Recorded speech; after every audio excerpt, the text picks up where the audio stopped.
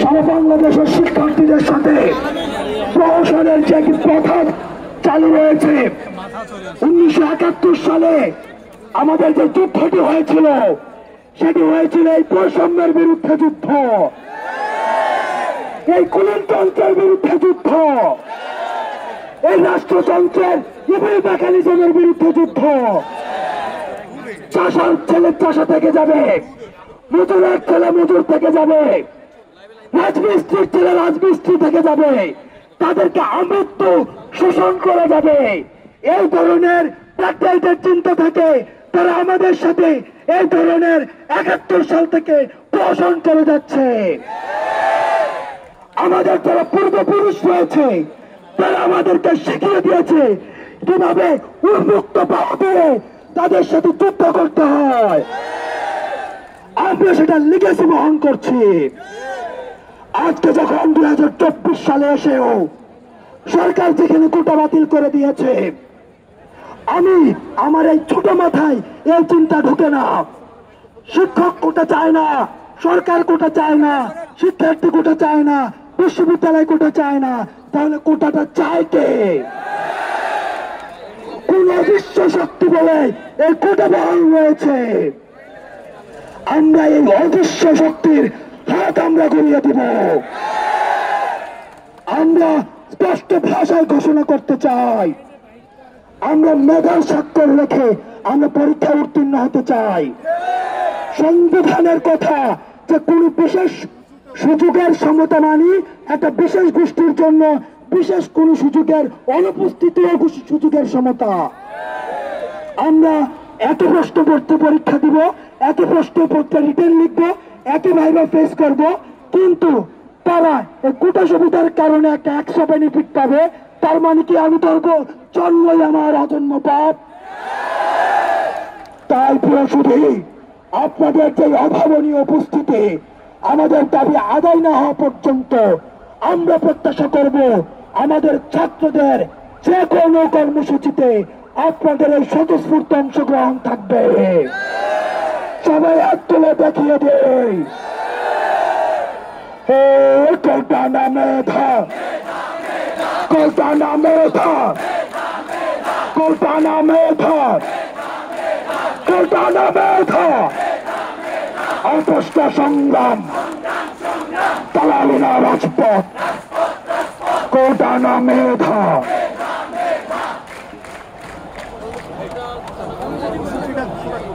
আচ্ছা প্রিয় বন্ধুগণ,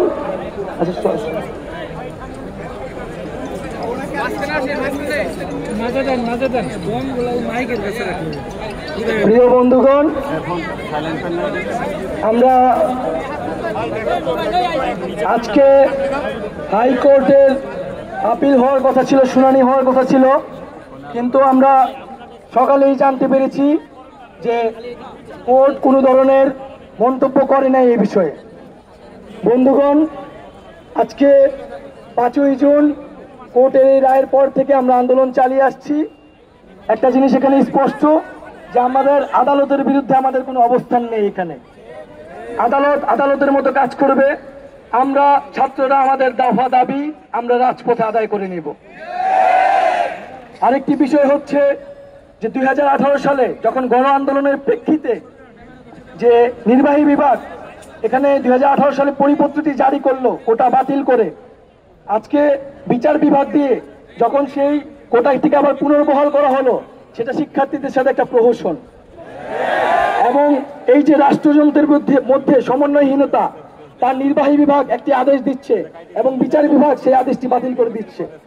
আমরা বলতে চাই, রাষ্ট্রযন্ত্রের ভিতরের এই অন্তর্দ্বন্দ্বের সাথে শিক্ষার্থীদের কোনো সম্পর্ক নেই।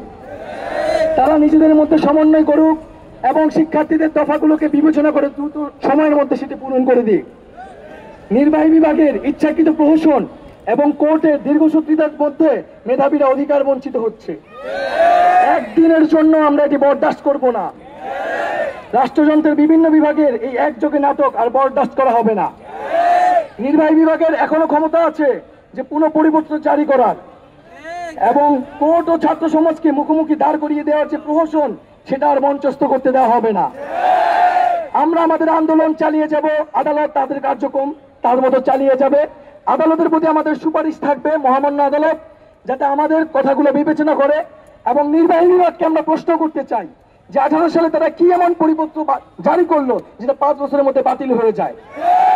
তাহলে সেই পরিপত্রের মধ্যে তাদের ভুল রয়েছে, তারা যথাযথ বিধিবদ্ধভাবে সেই পরিপত্র জারি করতে পারে নাই এবং শিক্ষার্থীদের আন্দোলনের সাথে এটা প্রহসন করা হয়েছে।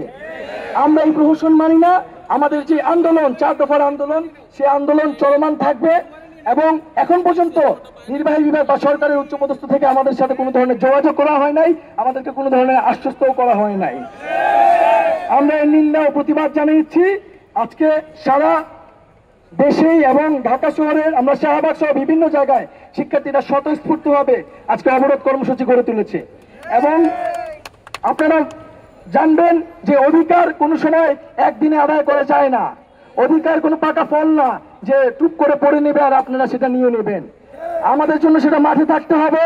আজকে আমরা চলে গেলেও দ্বিগুণ শক্তিতে কিন্তু আবার ফিরে আসব। বন্ধুগণ, এই মুহূর্তে আমি কর্মসূচিগুলো ঘোষণা করছি। আগামী শুক্রবার অনলাইন ও অফলাইনে আমাদের জনসংযোগ হবে 4 দফার ভিত্তিতে এবং সারা দেশে সমন্বয় করা হবে। আগামী শনিবার বিকাল 3টায় সকল বিশ্ববিদ্যালয় এবং কলেজ থেকে বিক্ষোভ মিছিল বের করা হবে। আগামী রবিবার সকল কলেজ ও বিশ্ববিদ্যালয়ে ক্লাস পরীক্ষা পাওয়ার জন্য ছাত্র ধর্মঘট পালিত হবে। এবং আগামী শনিবার বিক্ষোভ মিছিলের পরবর্তী সময়ে আমরা রবিবারের আমাদের মাঠের কর্মসূচি ঘোষণা করব। এবং আজকে সারা দেশে যারা বিভিন্ন স্থানে স্বতঃস্ফূর্তভাবে আন্দোলন গড়ে তুলেছেন তাদের সবাইকে ধন্যবাদ জানাচ্ছি। এবং আজকে আমাদের এই শাহবাগ মোড়ে ঢাকা বিশ্ববিদ্যালয়ের বিভিন্ন হল সহ ছাত্র কলেজ সহ ঢাকা শহরের বিভিন্ন প্রতিষ্ঠান থেকে যারা জড়ো হয়েছেন তাদেরকে ধন্যবাদ জানাচ্ছি। সাংবাদিক ভাই বোনদের ধন্যবাদ জানাচ্ছি এবং আমাদের পুলিশ ভাই বোনদের ধন্যবাদ জানাচ্ছি আমাদের সাথে সহযোগিতা করার জন্য। বন্ধুগণ, আমরা এখন আমাদের মিছিল নিয়ে ক্যাম্পাসে যাব এবং রাজু ভাস্কর্যে যেয়ে আমাদের আজকের প্রোগ্রাম সম্পূর্ণভাবে সমাপ্তি হবে। ধন্যবাদ সবাইকে। Action to action.